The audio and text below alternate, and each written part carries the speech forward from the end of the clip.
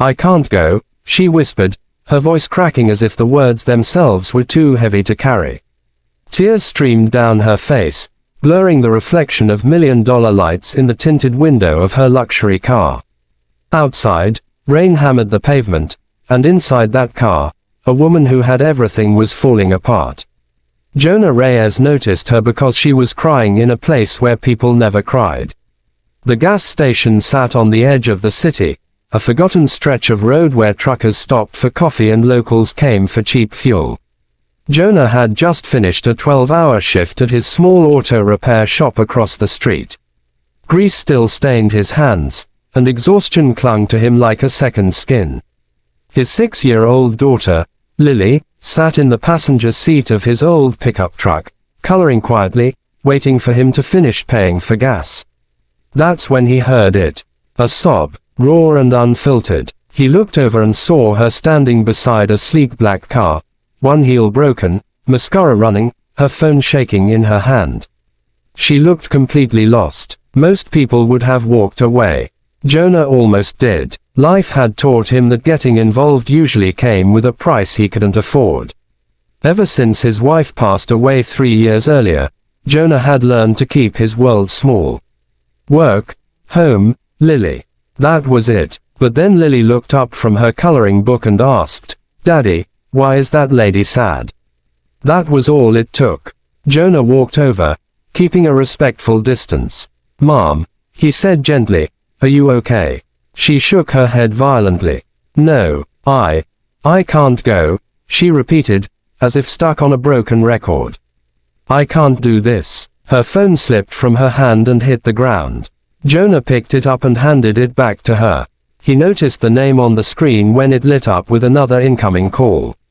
Eleanor Whitmore. He recognized it instantly. Everyone did. Eleanor Whitmore was a billionaire investor, a woman whose face appeared on magazine covers and business channels. She owned half the city, it seemed. And here she was, crying in the rain like a child who'd lost her way. "What's wrong?" Jonah asked, his voice steady, grounded. She hesitated, then laughed bitterly. "Everything," she said. "But right now, I'm supposed to be at the hospital. My father, he's dying. And I can't bring myself to walk in there." The words hit Jonah harder than he expected. He understood that kind of fear.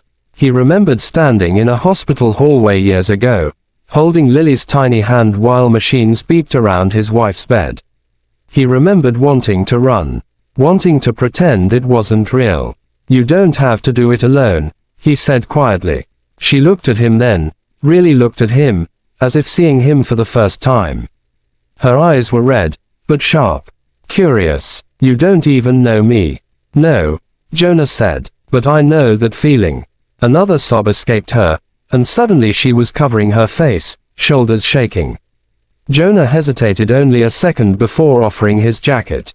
She took it without a word, clutching it like a lifeline.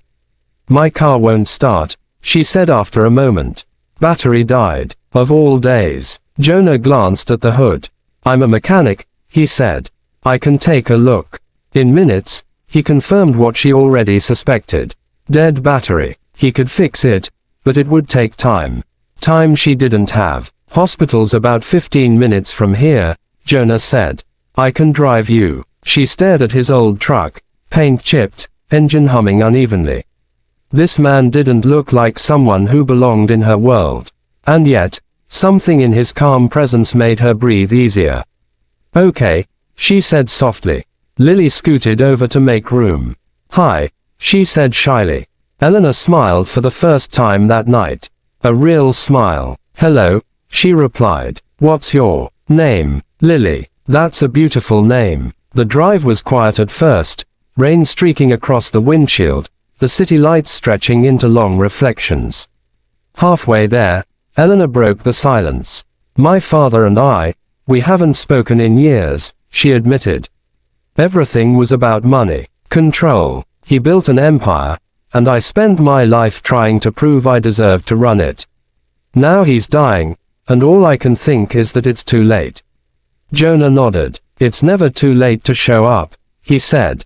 "Even if all you do is sit there." She swallowed hard. What if he doesn't want to see me? Then you'll still know you tried. They reached the hospital, and Eleanor hesitated again, hand on the door. Jonah turned to her. You've already done the hardest part, he said. You came. She took a deep breath and stepped out. Hours passed. Jonah sat in the waiting room with Lily asleep against his shoulder. He should have gone home. He needed to open the shop early the next morning. But something told him to stay. When Eleanor finally emerged, her face was drained, but calmer. She sat beside Jonah without a word. For a long moment, neither of them spoke. He's unconscious, she said finally. But I held his hand. I told him I loved him. I don't know if he heard me. Jonah smiled gently. He heard you. Tears welled up again, but this time they were quieter. Grateful. Over the next few days, their paths crossed again. Eleanor insisted on repaying Jonah, but he refused. Instead, she brought coffee to his shop. Then she brought lunch. She met Lily. She learned about Jonah's wife, about the nights he stayed up fixing cars just to make ends meet, about how he dreamed of expanding the shop but couldn't get a loan. Meanwhile, Jonah learned that Eleanor's wealth didn't shield her from loneliness. That boardrooms were colder than garages. That success had cost her relationships she didn't know how to repair. Challenges came fast. Rumors spread when Eleanor was seen in his shop. Investors questioned her judgment. Jonah's neighbors whispered about the billionaire slumming it with a mechanic. Jonah himself struggled with doubt. He didn't belong in her world. He worried about Lily getting attached. Then Eleanor's father passed away. At the funeral, Eleanor stood alone, surrounded by powerful people offering hollow condolences. Jonah arrived late, grease still under his nails, Lily in a simple black dress. Eleanor saw them and broke down. She walked straight to Jonah and hugged him, not caring who watched. After that, things changed. Eleanor invested in Jonah's shop, not as charity, but as partnership. She listened to his ideas, expanded it into a training center for young mechanics, especially single parents trying to rebuild their lives. Jonah pushed back at first, afraid of strings attached, but she proved him wrong at every step. Their biggest challenge came when Eleanor's board demanded she cut ties, claiming Jonah was a distraction. She had to choose between maintaining her image or following her heart.